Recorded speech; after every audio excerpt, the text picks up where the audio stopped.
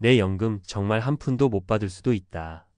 요즘 이런 불안감에 밤잠 설치는 분들이 정말 많습니다. 결론부터 말씀드리겠습니다. 대한민국이 망하지 않는 한 우리가 낸 연금을 한 푼도 못 받는 사태는 일어나지 않을 겁니다. 하지만 진짜 문제는 전혀 다른 곳에 있습니다. 우리가 받게 될 돈의 가치가 상상 이하로 쪼그라들 수 있다는 것, 그리고 그 책임의 상당 부분을 우리 자식 세대가 고스란히 떠안아야 한다는 뼈아픈 진실입니다.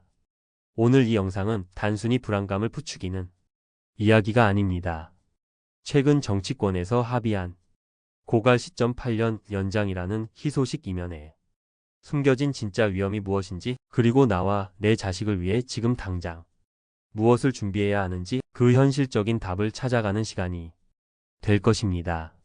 최근 여야는 국민연금 보험료율을 현행 9%에서 13%로 올리고 소득 대체율은 40%에서 43%로 올리는 안에 합의했습니다. 여러 언론 보도에 따르면 이 조치로 기금 고갈 시점이 2056년경에서 2064년경으로 8년 늦춰질 것이라고 합니다. 언뜻 보면 정말 다행스러운 소식입니다.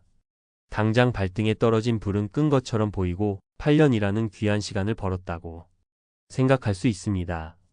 하지만 이것은 안타깝게도 시한폭탄의 타이머를 잠시 늦춘 것에 불과합니다. 전문가들이 한 목소리로 지적하는 가장 큰 문제는 이번 개혁의 핵심적인 구조 개혁을 완전히 외면했다는 점입니다. 특히 한림대학교 석재은 교수 같은 연금 전문가들은 저출산이나 고령화 같은 인구구조 변화나 경제 상황에 따라 연금액과 보험료를 자동으로 조정하는 자동조정장치 도입이 논의에서 쏙 빠진 것을 치명적인 문제로 꼽습니다. 이는 마치 혈압이 계속 오르는 환자에게 혈압계 수치를 보지 말고 그냥 버티라고 말하는 것과 같습니다.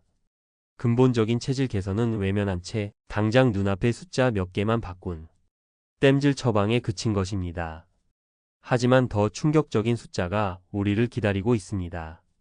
바로 미적립 부채, 즉 미래 세대가 반드시 갚아야 할 연금 빚입니다. 한 일간지 보도에서 한국보건사회연구원이 한 명의 연구위원은 개혁이라 할 수 없다며 재앙이 올 것이라고 강력하게 경고했습니다. 현행대로라면 2050년에 6,332조 원에 달할 이 어마어마한 빚이 이번 여야 합의안대로 해도 6,159조 원으로 거의 줄어들지 않습니다. 6,000조 원. 우리 상상 속에서는 감도 오지 않는 이 천문학적인 빚은 결국 우리 아이들 세대가 더 높은 세금이나 살인적인 보험료로 메워야 할 몫으로 고스란히 남겨진 것입니다. 이 문제는 단순히 먼 미래의 숫자가 아닙니다. 지금 우리 곁에 있는 20대, 30대 자녀들에게는 현실적인 고통 그 자체입니다. 국회 예산정책처의 한 보고서에 따르면 이번 개혁으로 1990년생이 낸 돈 대비 받는 돈의 비율, 즉 수익비는 1.98배에서 1.90배로 줄어듭니다. 2005년생은 1.94배에서 1.75배로 더 크게 떨어집니다. 이것이 바로 우리 자식 세대는 더 많이 내고 더 적게 받는다 는 말의 명백한 증거입니다. 현 세대의 불안을 잠재우기 위해 미래 세대의 주머니를 끌어다 쓰는 구조가 더욱 단단해진 셈입니다. 올해 정년퇴직을 2년 앞둔 김진석 씨의 이야기를 해보겠습니다. 그는 평생을 성실하게 일했고 국민연금이 노후의 든든한 버팀목이 될 것이라 굳게 믿었습니다.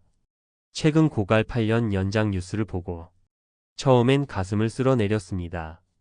하지만 30살 아들과 저녁 식사를 하던 중 충격적인 말을 듣게 됩니다. 아빠, 그거 결국 우리 세금으로 막는 거예요. 우린 나중에 수익비가 1.7배도 안 된대요. 아들의 무심한 한마디에 김진석 씨는 머리를 한 대 맞은 듯한 기분이었습니다. 그는 그제야 미적립 부채, 수익비 같은 낯선 단어들을 밤새 찾아보았습니다. 그리고 자신이 안도했던 그 개혁이 실은 아들의 어깨에 더 무거운 짐을 지우는 일이었음을 깨닫게 됩니다. 내 노후 준비가 자식의 희생 위에 세워지는구나 하는 죄책감과 불안감에 밤잠을 설쳤습니다. 여러분이라면 김진석 씨의 입장에서 어떤 생각이 드셨을 것 같습니까? 이러한 상황은 통계로도 명확히 드러납니다. 한 여론조사 기관의 조사에 따르면 국민의 84%가 국민연금이 필요하다 고 답했습니다. 최소한의 사회 안전망으로서 그 가치를 모두가 인정하는 것입니다. 그러나 정작 내가 받을 수 있을 것이냐는 질문에는 젊은 층의 68%가 받지 못할 것이라고 답했습니다.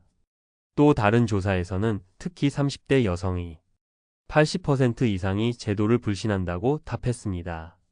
경력 단절 등으로 노후 준비가 더 취약한 계층일수록 불안감이 극에 달하는 현실입니다. 필요하지만 나는 못 받을 것이다. 이것이 국민연금을 둘러싼 비극적인 모순입니다. 문제의 본질은 간단합니다. 표를 의식해 누구도 고양이 목에 방울을 달지 않으려는 정치권의 폭탄 돌리기입니다. 더 내고 덜 받고 더 늦게 받는 고통스러운 진실을 마주하기보다 임시 방편으로 미래의 책임을 떠넘기는 것입니다. 자, 지금까지 우리는 암울한 현실을 살펴봤습니다. 하지만 지금부터가 진짜 중요합니다. 이런 현실 속에서 그저 주저앉아 있을 수만은 없습니다. 국가만 바라보는 시대는 끝났습니다. 우리 스스로가 노후의 주도권을 잡아야 합니다. 첫째, 국민연금에 대한 기대치를 냉정하게 재설정해야 합니다. 국민연금을 노후생활비 전체가 아닌 최소한의 기초생활비로 인식을 바꾸는 것이 첫걸음입니다. 용돈연금이라는 비판이 있지만 이마저도 없는 노후는 상상조차 하기 힘듭니다.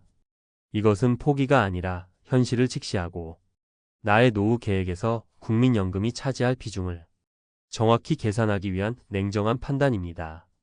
둘째, 당신의 진짜 연금액을 지금 당장 확인하십시오. 내 연금 앱이나 국민연금공단 홈페이지에 접속해 나의 예상 노령연금액을 확인하십시오. 막연한 불안감보다 정확한 숫자를 마주해야 현실적인 계획을 세울 수 있습니다. 조기 수령 시 1년에 6%씩 깎이고 연기 수령 시 1년에 7.2%씩 늘어나는 구체적인 숫자를 보면서 나의 건강 상태와 현금 흐름 계획에 맞춰 가장 유리한 선택을 고민해야 합니다. 셋째, 나만의 제2, 제3의 연금을 반드시 구축해야 합니다. 국민연금이 1층짜리 단층 집이라면 우리는 그 위에 퇴직연금과 개인연금이라는 2층, 3층 건물을 튼튼하게 올려야 합니다. 특히 개인형 퇴직연금 IRP는 연금저축과 합쳐 연 900만 원까지 세액 공제가 가능한 강력한 절세 상품입니다. 퇴직금을 일시금으로 받아 생활비로 소진하지 말고 반드시 IRP 계좌로 이전에 연금으로 수령하며 세금 혜택까지 온전히 챙겨야 합니다. 마지막으로 자녀 세대와 솔직하게 대화하고 함께 준비하십시오. 김진석 씨의 사례처럼 더 이상 연금 문제를 우리 세대만의 문제로 쉬쉬해서는 안 됩니다. 자녀에게 지금 연금 구조의 문제점과 수익비 하락의 현실을 솔직하게 알려주십시오. 그리고 그들이 하루라도 빨리 개인연금이나 IRP에 소액이라도 가입하여 스스로 노후를 준비하도록 독려하고 지원하는 것, 이것이 어쩌면 몇 억의 재산을 물려주는 것보다 더 현명하고 현실적인 상속이 될 수 있습니다. 연금을 한 푼도 못 받을 것이라는 공포는 과장된 것입니다. 하지만 지금의 연금이 약속된 가치를 온전히 지켜주지 못할 것이라는 우려는 냉혹한 현실입니다. 정치권이 벌어준 8년이라는 시간에 안도하며 멈춰 서서는 안 됩니다. 그 8년은 어쩌면 우리가 스스로의 노후를 지킬 수 있는 마지막 골든타임일지도 모릅니다. 국가를 향한 불신과 원망을 넘어 내 노후의 운전대를 스스로 잡겠다는 단단한 각오와 오늘의 작은 실천만이 이 불안한 시대를 헤쳐나갈 유일한 길임을 잊지 마시기 바랍니다. 오늘 내용이 여러분의 노후 준비에 작은 등불이 되었기를 바랍니다. 비슷한 고민을 하고 계신 분들이 있다면 댓글로 여러분의 소중한 생각과 경험을 나눠주십시오. 함께 지혜를 모을 때 우리는 더 강해질 수 있습니다. 영상이 도움이 되셨다면 구독과 좋아요, 그리고 알림 설정까지 부탁드립니다. 여러분의 관심이 더 깊이 있고 유익한 콘텐츠를 만드는 데 가장 큰 힘이 됩니다. 감사합니다.